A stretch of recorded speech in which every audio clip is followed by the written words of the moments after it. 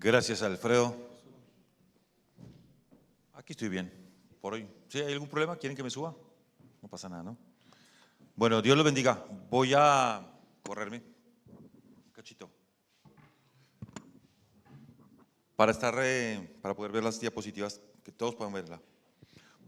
Como dijo Alfredo, comenzamos esta semana, este mes, y en este día comenzamos con una nueva serie de predicaciones relacionadas con el servicio y queremos considerar algunos aspectos importantísimos en cuanto a servir a Dios. Y el ejemplo más grande, el ejemplo supremo que tenemos es el ejemplo del siervo perfecto. El siervo perfecto es el Señor Jesucristo, ¿no? Y es tremendo pensar, hace un rato estábamos cantando, decíamos que tenemos un Dios grande, ¿no? ¿Cuán grande es nuestro Dios? Y ese Dios grande, ese Dios creador del cielo y de la tierra, en su grandeza se dignó en enviar a su Hijo aquí a la tierra. Y Él vino siendo el más grande de todos, vino como un siervo y se humilló a sí mismo. Y bueno, ya solamente el hecho de haber tomado forma de hombre ya era una humillación para Él. Y pensamos en la humillación, pero también pensamos en la obediencia de Cristo. Esa obediencia que le llevó a hacer la voluntad del Padre, muriendo en la cruz por nuestros pecados, tomando nuestro lugar, tomando el lugar que nos correspondía a nosotros. Entonces, y en su vida terrenal fue un siervo humilde, un siervo ejemplar, un siervo perfecto. Así que yo les invito a que consideremos acerca del Señor Jesucristo, cómo Él sirvió. Y hay varios aspectos que podemos ver en cuanto a la vida, el ejemplo y la enseñanza del Señor Jesucristo. ¿Qué dijo Jesús acerca del servicio? ¿Qué enseñó Él? ¿Y qué ejemplo nos dio también? Y uno de los aspectos que vamos a considerar es este que en esta mañana los invito a que miremos todos, es cómo el Señor, a través de su propia vida y a través de sus enseñanzas, enfatizó que lo importante siempre va a ser agradar primero a Dios antes que agradar a los hombres, Ahora, ojo, no significa que no tenemos que agradar a nadie de las personas humanas, y eso vamos a hablar un poquito al final, pero en primer lugar tenemos que agradar a Dios. Si estamos agradando a Dios, seguramente personas no van a estar de acuerdo con lo que estamos haciendo, no van a estar aprobándonos. Si estamos agradando a Dios, algunos tal vez te van a acompañar, pero al final lo importante que va a ser que en nuestra mente, en nuestra conciencia, en nuestro corazón sepamos que estamos agradando a Dios. Así que bueno, vamos a considerar algunos aspectos importantes. Tengo que prender primero este aparatico. Muy bien, ahí puse algunos porcentajes, ¿no? Y pensando en esas dos palabras, imagen y aprobación. Cuando pensamos en agradar a alguien, es importante entonces que estas personas a quienes queremos agradar quien sea, tenga una buena imagen y una buena aprobación de nosotros. ¿Sí? ¿Han escuchado hablar acerca de la imagen positiva y negativa, por ejemplo, de los personajes públicos? ¿Vieron cómo se hace mucho énfasis y cómo se hacen encuestas? Bueno, ¿qué piensa usted? ¿Qué imagen tiene usted del presidente de la nación, de los ministros, de los intendentes, de los gobernadores, de cualquier figura pública? Se pregunta mucho y se mide con números, se mide con porcentajes. ¿Qué aprobación, qué imagen tienen las personas de estas figuras? Y pareciera como que eso va determinando demasiado. Yo estuve mirando un poquito el ranking de aprobación que tienen presidentes de Latinoamérica, ¿sí? Y bueno, a algunos les va bien, a otros no les va tan bien. No voy a entrar en detalles, cada uno de ustedes se imaginará cómo le va al presidente de los diferentes países, ¿no? A propósito, oremos por las elecciones del próximo domingo y por las elecciones en octubre. Oremos que el Señor, el Señor intervenga en todo esto. Seguramente Dios es el Dios de la historia, el Dios del mundo entero, de los países, de las naciones, de los pueblos, y su plan soberano sigue adelante a pesar de cualquier circunstancia, ¿no? Pero oremos que el Señor ponga gobernantes que nos permitan levantar el nombre de Cristo y seguir predicando el Evangelio. Y oremos también por sabiduría para participar en las elecciones como nos corresponde, porque hay un deber cívico de parte nuestra que es participar. Entonces, oremos por sabiduría. Jamás en la iglesia vamos ni siquiera a insinuar por quién votar. o cuál es si hay algo, una preferencia política. No, eso es a conciencia de cada uno de nosotros, delante del Señor. No, ahora si quieren tener discusiones políticas en privado, particulares allí, no hay ningún problema, pero públicamente nosotros jamás vamos a hacer algo así. ¿Está bien? Sí, oramos por nuestros gobernantes y oramos que Dios nos dé sabiduría. Pero bueno, solamente mencioné esto por el hecho de que esto de la imagen y la aprobación medida en porcentajes es algo demasiado fuerte, con mucha importancia se le da ahora a este tema de la imagen y de la aprobación. Y hablando de imagen y aprobación, pensaba en esta verdad. Todos tenemos necesidad ¿de qué? De aprobación. Todos tenemos necesidad de aprobación. Es verdad, es verdad. El valor personal nuestro depende muchísimo de lo que los demás piensen de nosotros. No sé si te pasa a vos, a mí me pasa y creo que nos pasa en general a muchos o a todos tal vez.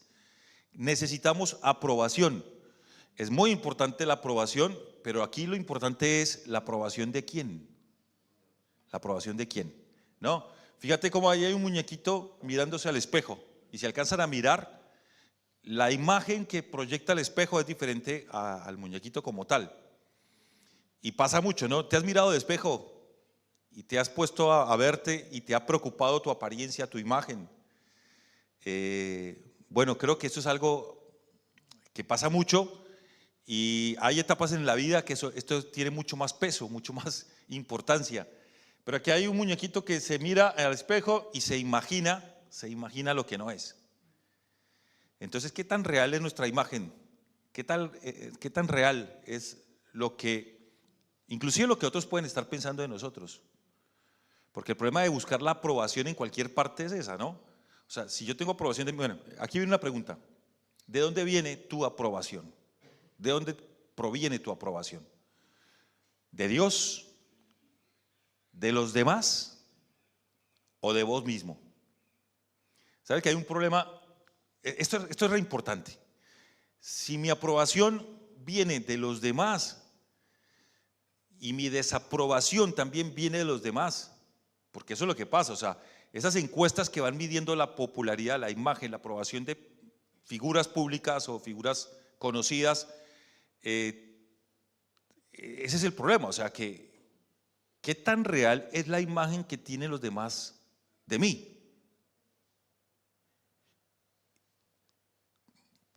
¿Y qué tan real es la imagen que tengo yo de mí mismo? ¿Qué tan real es? Si vamos a pensar en la aprobación, el concepto que tiene Dios de mí, ese es absolutamente real, es cierto. ¿Qué piensa Dios de mí? Por eso es lo más importante. O sea, cuando yo busco agradar a Dios es como que todo empieza a tomar sentido y a ponerse en orden. ¿Qué piensa Dios de mí? Bueno, ¿de dónde viene tu aprobación?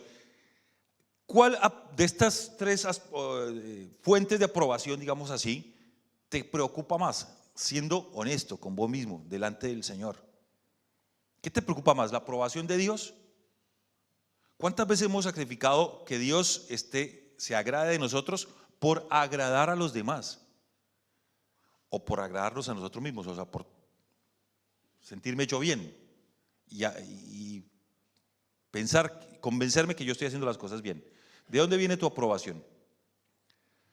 Y aquí surge una pregunta más, que me parece que es una profunda pregunta. Es ¿por qué hacemos lo que hacemos? Porque mira, muchísimas de las cosas, alguien dice que absolutamente todo lo que hacemos, yo no creo que todo lo que hagamos, pero muchísimas de las cosas que hacemos tienen una intención.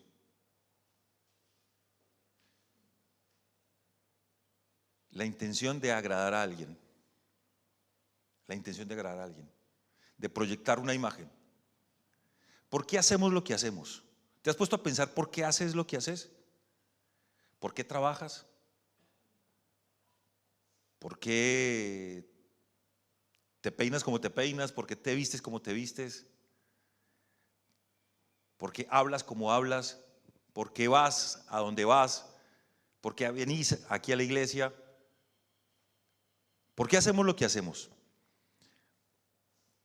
Consideremos al Señor Jesucristo, el ejemplo del siervo perfecto y cómo Él buscó siempre agradar a Dios antes que agradar a los hombres. Y vamos a ver en primer lugar la enseñanza del Señor. ¿Qué dijo el Señor acerca de este tema? ¿Qué pensaba Jesús y qué enseñaba Jesús? Vamos a Mateo, y allí comenzando el Señor su ministerio, Él va a dar este sermón, el sermón del monte. Un tremendo sermón, un gran sermón, una gran enseñanza, tan espectacular, tan grande, tan profunda, tan poderosa fue su enseñanza que al final la gente se maravillaba y decía: ¿qué hombre es este que enseña con autoridad y no como nuestros líderes religiosos? ¿Qué clase de hombre es este? La enseñanza del Señor. Mateo capítulo 6. Algunos versículos de Mateo capítulo 6. Vamos a leer. Dice versículo 1. Guardaos de hacer vuestra propia justicia delante de los hombres. ¿Me siguen? Guardaos de hacer vuestra propia justicia. Perdón, va de vuelta. Guardaos de hacer vuestra justicia delante de los hombres, para ser visto de ellos. De otra manera no tendréis recompensa de vuestro Padre que está en los cielos. Cuando pues des limosna, no hagas tocar trompeta delante de ti, como hacen los hipócritas en las sinagogas y en las calles, para ser alabados por los hombres. De cierto os digo que ya tienen su recompensa. Mas cuando tú des limosna, que no sepa tu izquierda lo que hace tu derecha. Qué interesante esto, ¿no? Para que sea tu limosna en secreto, y tu Padre que ve en lo secreto te recompensará en público. Sigamos leyendo. Hasta aquí está hablando acerca del dar, de la limosna. ¿Sí? Ahora va a hablar de la oración. Y cuando ores, no seas como los hipócritas, porque ellos aman el orar en pie en las sinagogas y en las esquinas de las calles. ¿Para qué? Para ser aprobados por los hombres, para ser vistos de los hombres. De cierto os digo que ya tienen su recompensa. Mas tú cuando ores, entra en tu aposento y cerrada la puerta donde nadie te ve, ora a tu Padre que está en secreto. El único que está en el secreto, ¿quién es? El Padre, ¿no?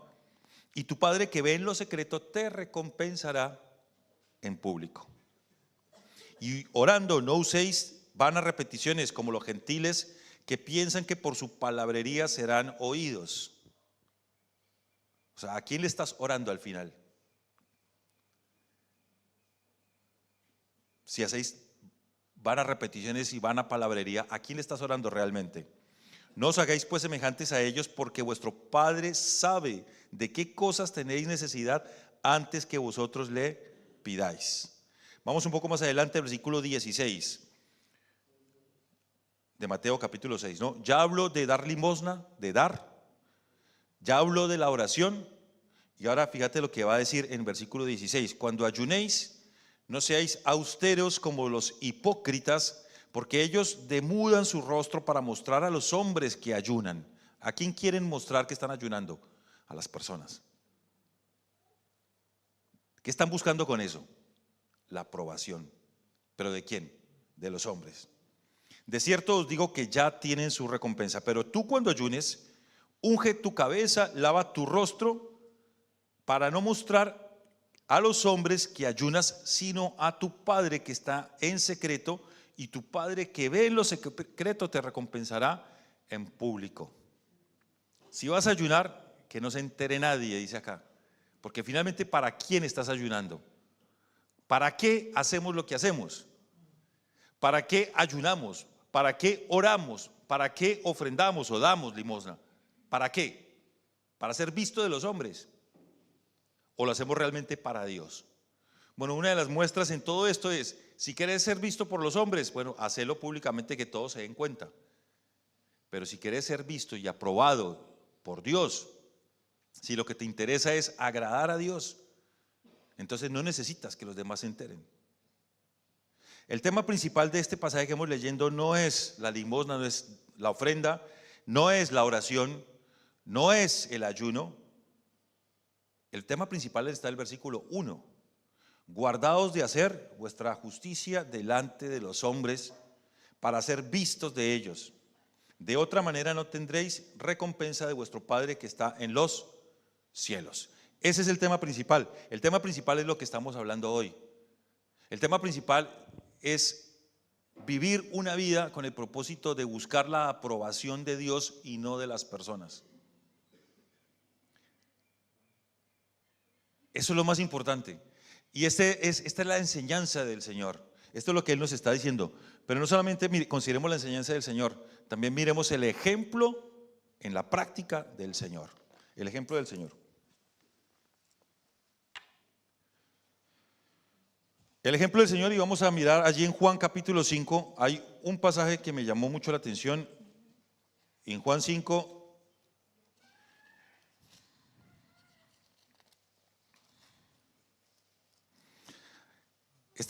mientras que están buscando, vamos a ver los versículos 41 al 44, mientras que están buscando les comento que a esta altura del capítulo 5 de Juan, el ministerio del Señor Jesucristo, la persona del Señor Jesucristo estaba siendo bastante atacada.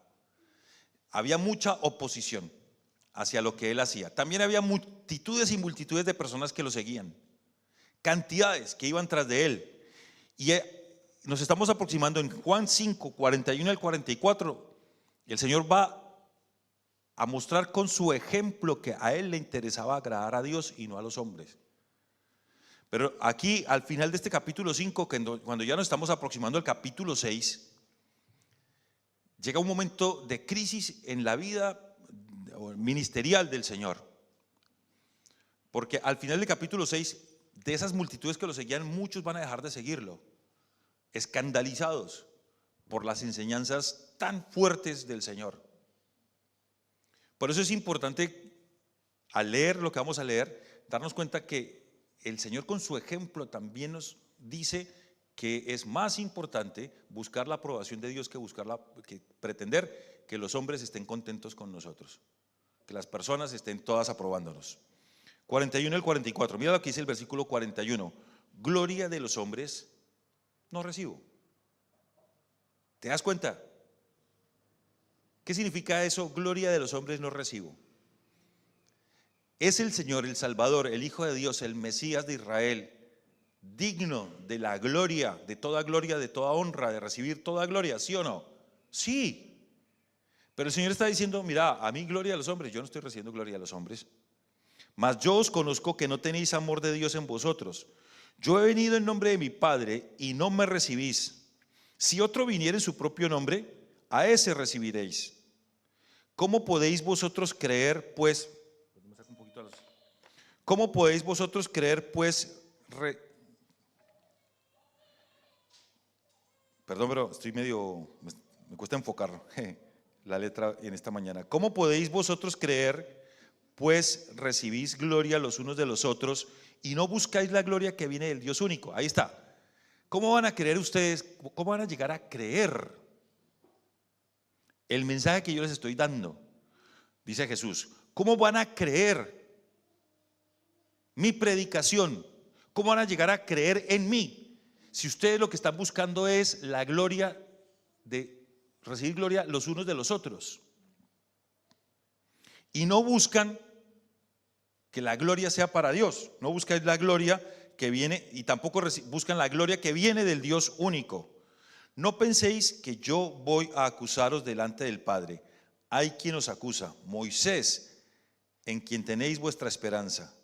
Porque si creyeseis a Moisés, me creeríais a mí, porque de mí escribió él. Pero si no creéis en sus escritos, ¿cómo creeréis en mis palabras? ¿Por qué había dureza en el corazón de estos hombres con los que el Señor está hablando aquí, con estos líderes religiosos de la nación de Israel? ¿Por qué había tanta dureza? ¿Saben por qué había tanta dureza? Porque ellos no lograban creer. Mira lo que dice el versículo 44. ¿Cómo podéis vosotros creer, pues recibís gloria los unos de los otros?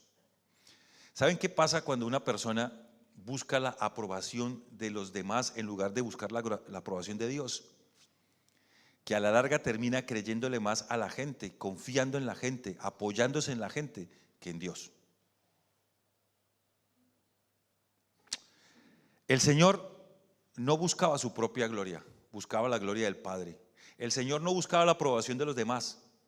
Tenían claro que los demás, si no lo aprobaban, tenían un problema en su corazón. Había incredulidad. Y el Señor entonces estaba claro en cuál era la forma como Él tenía que vivir delante del Padre y buscar la aprobación del Padre. La enseñanza del Señor, el ejemplo del Señor, que no buscaba la gloria de los hombres y que no esperaba la aprobación de los demás, pero vamos a ver también la experiencia del Señor durante su vida terrenal y durante su ministerio. Y esto me marcó mucho el corazón leyendo el capítulo 12 de Mateo. En la medida que iba leyendo, pude encontrar lo que les quiero compartir. En los primeros versículos del capítulo 12 de Mateo, se presenta un episodio en el que los discípulos iban por los sembrados caminando en un día de reposo. ¿Y sabe qué pasaba el día de reposo? Había una enseñanza errónea en cuanto a que el día de reposo, digo errónea porque ahora el Señor mismo la va a aclarar, en cuanto a que el día del reposo era un día en el que no se podía hacer ninguna clase de trabajo.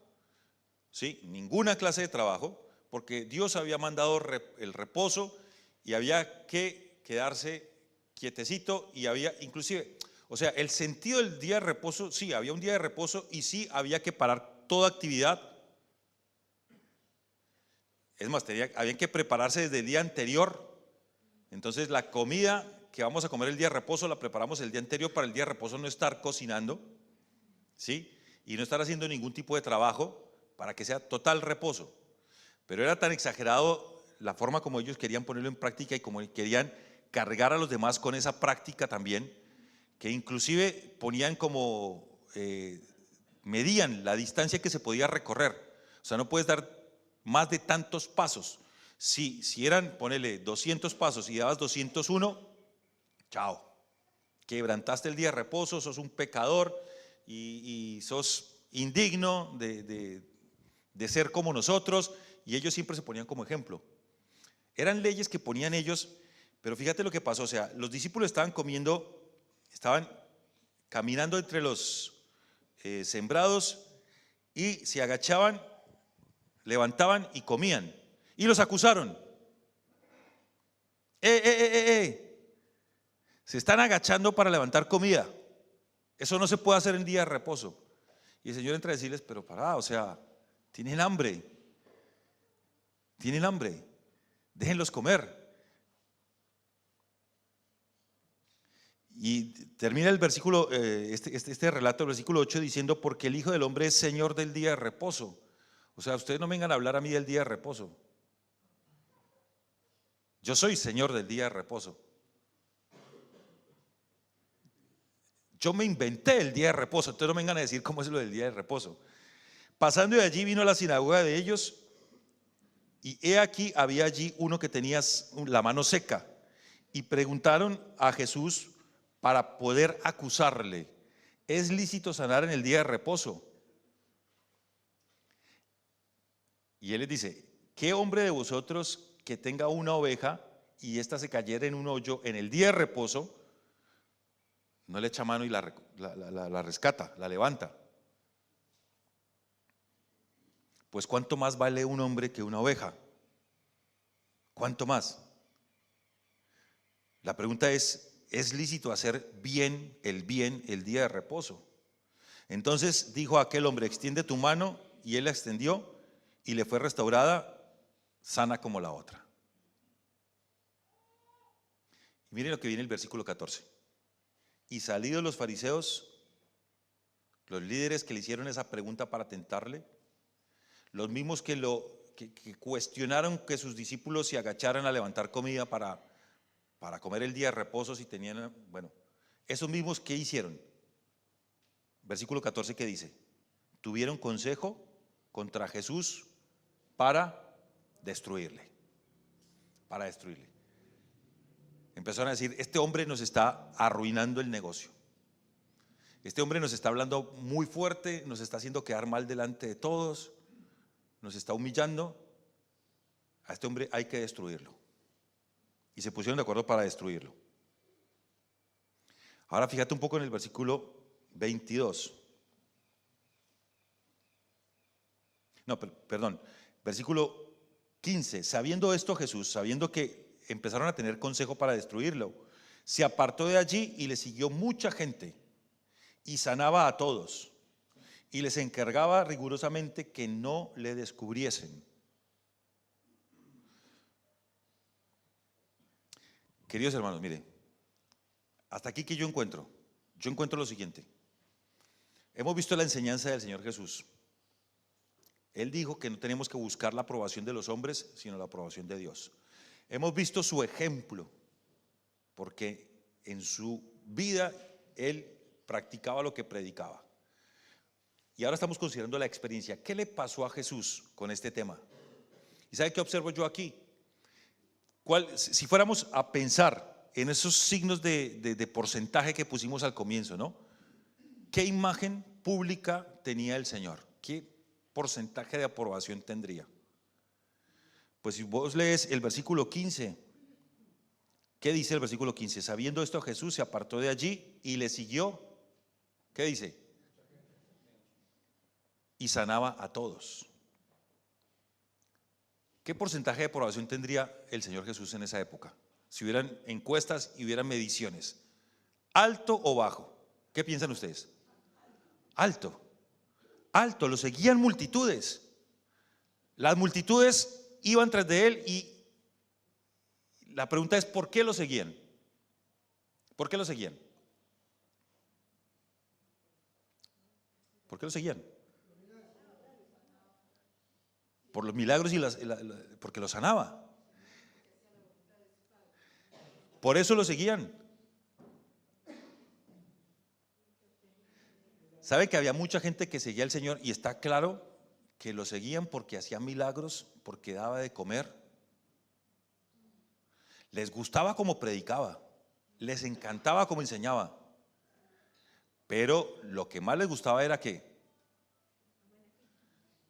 escúchame, donde hay comida y gratis, ahí tenemos que estar. Además, sana a todos.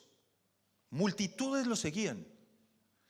Yo lo que quiero que pensemos en esta mañana es lo siguiente, mira.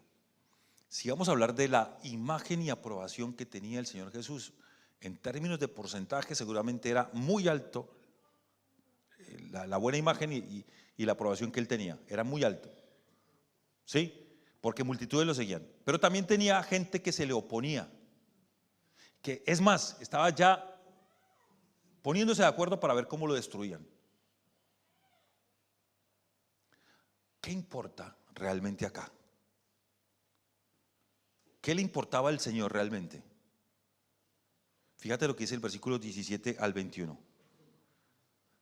Dice que les encargaba rigurosamente que no le descubriesen para que se cumpliese lo dicho por el profeta Isaías cuando dijo: he aquí mi siervo, a quien he escogido, mi amado, en quien se agrada mi alma. Pondré mi espíritu sobre él y los gentiles anunciarán juicio.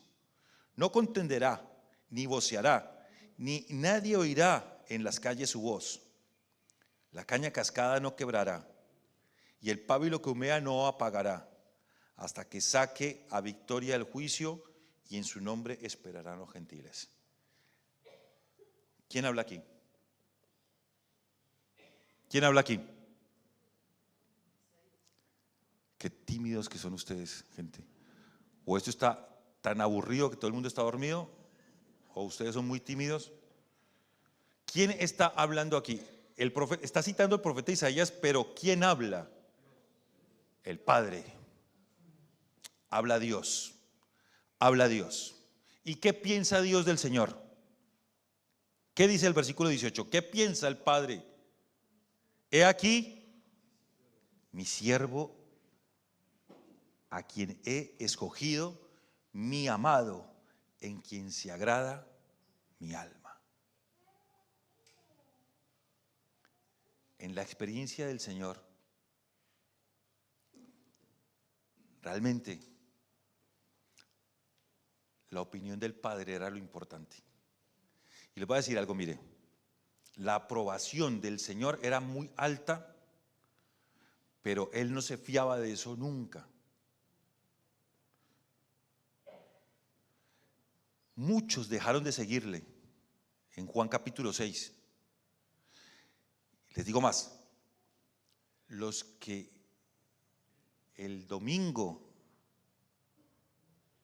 en la última semana del ministerio del Señor en la tierra, ¿no?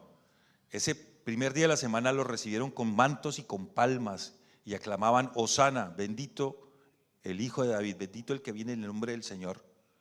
Esas multitudes, 4 o 5 días después, estaban diciendo: crucifícale, danos a Barrabás y a este crucifícale. Queridos, ¿realmente el Señor se fiaba de la opinión que tenían las multitudes de Él? Ahora, ¿qué pensamos nosotros de los que estaban en contra del Señor, de los que buscaban destruirlo? Eran poderosos,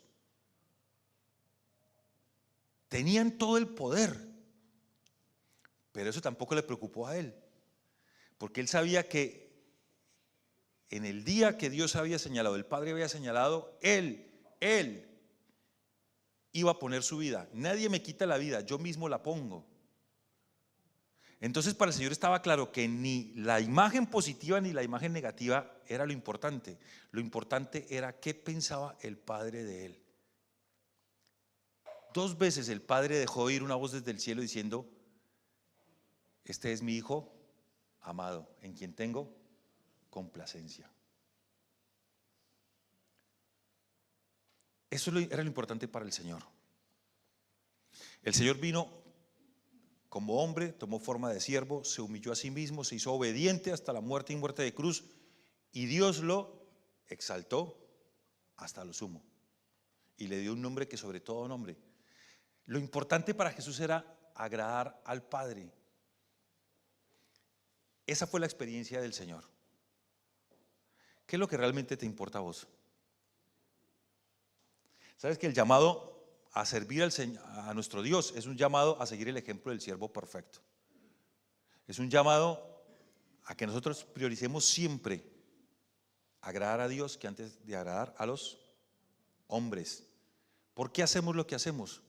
¿Por qué haces lo que haces? Algunas aclaraciones necesarias. En Gálatas capítulo 1 versículo 10, fíjate lo que dice, por favor. Gálatas 1:10, tenemos aquí al apóstol Pablo diciendo lo siguiente: pues busco ahora el favor de los hombres o el de Dios, o trato de agradar a los hombres, pues si todavía agradara a los hombres no sería siervo de Cristo. Entonces, somos siervos de Cristo y no somos siervos de los hombres. Eso es verdad. Sin embargo, te quiero hacer 3 aclaraciones. La primera, el testimonio, querido, es importante. O sea, yo no puedo tener una actitud como diciendo, más o menos como decir esto, ¿no? A mí como me interesa es que agradar a Dios, a mí no me interesa lo que piensen las personas. Yo total, estoy agradando es a Dios. No me vengas a decir nada. No, la Biblia dice que el testimonio es importante. ¿Qué dice Proverbios 22:1? ¿Qué dice Proverbios 22:1? Fíjate. Dice: de más estima es el buen nombre, o sea el testimonio, que las muchas riquezas, y la buena fama, o sea el testimonio, más que la plata y el oro. Entonces yo no puedo andar por la vida diciendo: mire, total, a mí no me importa lo que piensen los demás de mí, yo hago la mía porque total, yo no le doy cuentas a los hombres y le doy cuentas a Dios. Eso no podemos hacerlo, ¿no? Entonces, mire, a mí no me venga a juzgar por mi comportamiento, no me venga a juzgar por lo que hago, no me venga a decir que tengo que, porque total yo agrado a Dios y no agrado a los hombres. Sí, es verdad, somos siervos de Cristo, no somos siervos de los hombres, pero el testimonio es importante. Tu comportamiento, puertas afuera, es muy importante.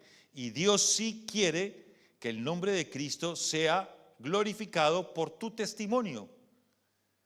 Vos podés hacer que el nombre de Cristo sea enlodado o que sea glorificado por tu testimonio. Entonces el testimonio es importante. Ojo con nuestro comportamiento, ojo con nuestra forma de tratar a la gente en el pueblo. Vivimos en un pueblo, y en un pueblo chico, mira que cuando se dan cuenta que sos de la iglesia y que por ahí te mandas una macanita chiquita, y la gente te mira más de lo que te imaginas, mucho más de lo que te imaginas, ¿no? Muy bien, entonces ojo con nuestro testimonio. El testimonio es importante. Somos siervos de Cristo, no de los hombres. Sin embargo, el testimonio es importante, pero también la transparencia es importante. La transparencia es importante, y fíjate lo siguiente: este pasaje de 2 Corintios es un pasaje que viene dentro de la carta que Pablo escribe a los Corintios y en la que da instrucciones acerca de la ofrenda. Y llega un punto en el que el versículo 16 de capítulo 8, él habla acerca de la forma como se administraba la ofrenda. Una ofrenda específica que se estaba levantando para ayudar a unos hermanos que estaban pasando hambre en Judea. Entonces, iglesias de todas partes juntaban ofrendas para enviárselas a los hermanos en Judea, ¿sí? Y capítulos 8 y 9 de 2 Corintios va Pablo a recordarles que es importante la manera como el creyente ofrenda para la obra de Dios, para esta necesidad, y también es importante la manera como se administra esa ofrenda. Fíjate el versículo, dije que 16, estoy perdido yo, no, estoy re perdido. 2 Corintios 8, 16, dice: pero gracias a Dios que puso en el corazón de Tito la misma solicitud por vosotros, pues a la verdad recibió la exhortación pero estando también muy solícito, por su propia voluntad partió para ir a vosotros. Bueno, hasta aquí está hablando de Tito, uno que estaba preocupado y se fue a visitarlos. Y enviamos juntamente con él al hermano, no dice el nombre del hermano, cuya alabanza en el evangelio se oye por todas las iglesias. Era como que Pablo, con solo decir eso ya todo el mundo sabía de quién estaba hablando. Pero ese no es el punto aquí. Dice: y no solo esto, sino que también fue designado por las iglesias como compañero de nuestra peregrinación para llevar este donativo, que es administrado por nosotros para gloria del Señor mismo y para demostrar vuestra buena voluntad, evitando que nadie nos censure en cuanto a esta ofrenda abundante que administramos, procurando hacer las cosas honradamente, no solo delante del Señor, sino también delante de los hombres. Está hablando de la administración de una abundante ofrenda. Y estaba diciendo, mire, es muy importante nosotros, primero, nosotros administramos esa ofrenda, ¿sí? Procurando hacer las cosas, y no queremos que nadie nos censure. Por eso procuramos hacer las cosas honradamente. Pero hacer las cosas honradamente delante del Señor.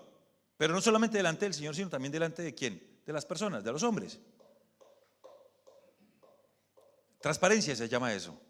Transparencia, total transparencia. ¿Por qué? Porque también podríamos decir, bueno, sí, las ofrendas se juntan, pero a quien tenemos que darle cuentas, ¿a quién? A Dios. Entonces, como le damos cuentas a Dios y no le damos cuentas a los hombres, entonces, bueno, aquí administramos las cosas nosotros. Lo hacemos honradamente. El Señor sabe que lo hacemos honradamente. Y alguien puede decir, sí, el Señor sabe, pero yo quiero ver cómo es que se administra la ofrenda. Y tiene todo el derecho. O sea, cualquiera, siempre hemos dicho, cualquier miembro de la iglesia debe estar al tanto de los temas financieros de la iglesia. Puede estar al tanto. Y así tiene que ser. Tiene que haber completa transparencia, porque hacemos las cosas honradamente delante del Señor, pero también tiene que ser delante de los hombres.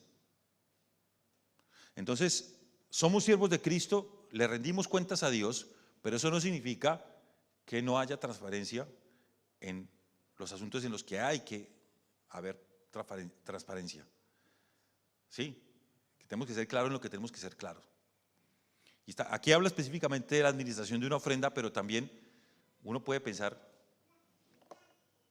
en muchas otras áreas. Y aquí viene un tercer aspecto: somos siervos de Cristo, no de los hombres. Sin embargo, agradar a las personas indicadas es correcto, es correcto. O sea, en realidad la cosa es así. Al Señor Jesucristo siempre le importó agradar al Padre antes que a los hombres. ¿Sí? Pero eso no significa que no tengamos que agradar a quien debemos agradar y que no tengamos que hacer las cosas por otras personas en los contextos indicados, porque es correcto agradar a las personas indicadas. Y puse 2 ejemplos. El primero, este le va a gustar a los casados. 1 Corintios 7.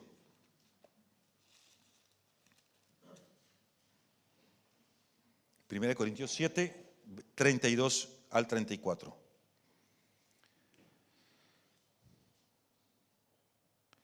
Versículo 32 comienza con unas palabras muy interesantes. Dice: quisiera pues que estuvieseis sin congoja. ¿Ustedes saben qué es congoja?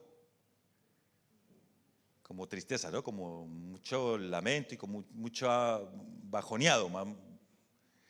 Alguien que tiene congoja anda bajoneado. ¿Y sabe a qué se está refiriendo diciendo? Dice así, y si ustedes leen se van a dar cuenta que no estoy diciendo algo inventado.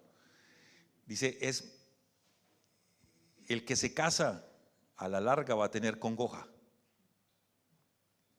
¿no? Y dice, el soltero tiene cuidado de las cosas del Señor, de cómo agradar al Señor. Pero el casado tiene cuidado de las cosas del mundo, de cómo agradar ¿a quién? A su mujer. Hay asimismo diferencia entre la casada y la doncella. La doncella tiene cuidado de las cosas del Señor para ser santa así en cuerpo como en espíritu. Pero la casada tiene cuidado de las cosas del mundo, de cómo agradar a su marido. Entonces, vuelvo a leer. Agradar, somos siervos de Cristo, no de hombres. Sin embargo, es importante agradar a las personas indicadas. Es correcto agradar a las personas indicadas. Entonces, yo no puedo tener un argumento como este: bueno, mi esposa que no me diga nada porque yo le doy cuentas a Dios, mi esposa que no me pida nada porque yo quiero agradar a Dios y no quiero agradarla a ella ni a ninguna otra persona. No, dice la Biblia que el casado tiene que cuidar de agradar a su esposa, tiene que priorizarla, tiene que muchas veces dejar en un segundo plano su servicio al Señor, su tiempo, su esfuerzo, todo con tal de agradar a su esposa, sus amistades, su equipo de fútbol, todo con tal de agradar a su esposa. Ahora, no todas veces lo del equipo de fútbol, no todo el tiempo, ¿no? De vez en cuando está bueno que nos dejen ver un partido, y si nos dejan ir a la cancha, mejor. ¿Y qué pasa con la esposa? Lo mismo. Dice que la casada debe tener cuidado de las cosas de este mundo y de cómo agradar a su marido. Entonces está bueno que las chicas también,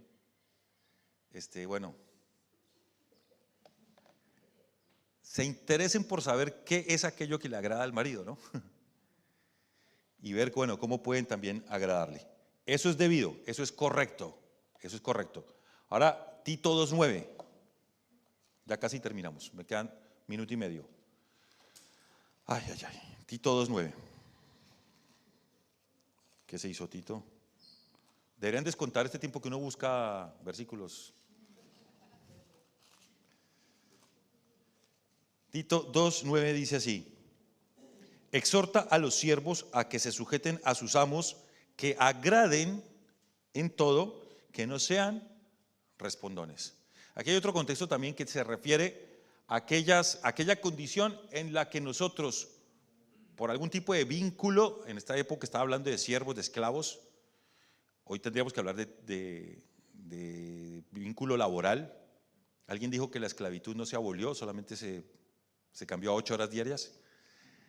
Pero si nosotros tenemos patrones, somos empleados, tenemos que rendirle cuentas a alguien, tenemos que agradarle a esas personas. O sea, yo tampoco puedo decir en mi trabajo, ah, no, yo agrado a Dios, aquí no me venga mi patrón a decirme lo que tengo que hacer, yo agrado al Señor, déjeme que yo haga mi trabajo acá para el Señor. Tengo que agradarle también a aquellos que me contratan. ¿Sí? Tengo que ser una persona que mis empleadores se sientan contentos con mi trabajo y agradezcan porque trabajo con ellos y quieran que siga trabajando con ellos. Esa clase de empleado tiene que ser el creyente. Un empleado ejemplar, ¿sí? Que quiere agradar a aquellos que lo contratan o que lo emplean. Cualquiera que sea el contexto, chicos, chicas, hermanos queridos, cualquiera que sea el contexto. Yo sé que hay trabajos que son muy difíciles. Yo sé que hay trabajos en los que uno realmente siente que la presencia de Dios no está allá, todo lo contrario. Pero fuimos llamados a brillar en medio de las tinieblas, en un mundo oscuro. ¿No? Entonces nosotros no podemos pretender o poner la condición, bueno, yo para trabajar tiene que ser que me dejen hacer mi devocional 2 horas, escuchar todo el tiempo las alabanzas y bueno, contestar todos los mensajes de WhatsApp de los hermanos de la iglesia y con mucho gusto ahí, entonces sí acepto el trabajo. No es así, no es así, no se trata de eso. Muy bien, entonces solamente quiero terminar, ya me pasé 1 minuto, pero quiero terminar con esto, con esta imagen. Todos tenemos necesidad de aprobación. ¿Saben qué? Realmente, como parte de nuestra naturaleza caída, hay un corazón que es vacío. Nuestros corazones insaciables son, dice la canción, ¿no? Pasa.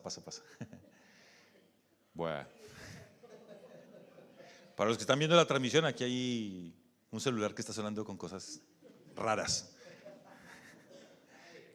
Sí, muy bien. Nuestros corazones tienen un vacío y en ese vacío queremos llenarlo buscando agradar a otros y preocupándonos demasiado por nuestra imagen y queriendo que los demás nos quieran y buscando eso, aprobación, ¿no? Y muchas veces sentimos, quizás puedes sentir, al mirarte, no solamente al mirarte al espejo, sino considerar tu propia vida, mirar hacia tu interior, considerarte que no sos digno de ser amado, de ser querido, de ser aprobado. Y eso muchas veces te va a llevar a querer hacer lo que no tenías que hacer para que otros se agraden de vos. Es el gran problema de la vida humana, que terminamos haciendo lo que no es la voluntad de Dios por querer agradar a los que no tenemos por qué agradar. Pero hay un Dios que nos amó, que en la cruz extendió sus brazos para ser clavado allí y para gritarnos que nos ama y que nos acepta y que nos aprueba, que se agrada de todo aquel que con el corazón humillado se entrega a Él. O sea, no necesitas la aprobación de las personas. Hay un Dios que te ama, que te mostró que te amaba y que extendió sus brazos en la cruz por vos.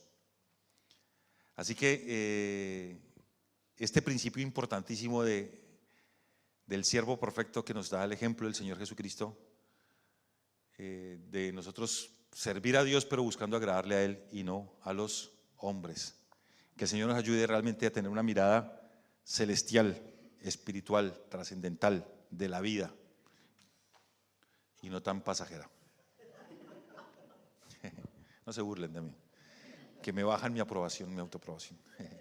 Bueno, que Dios los bendiga.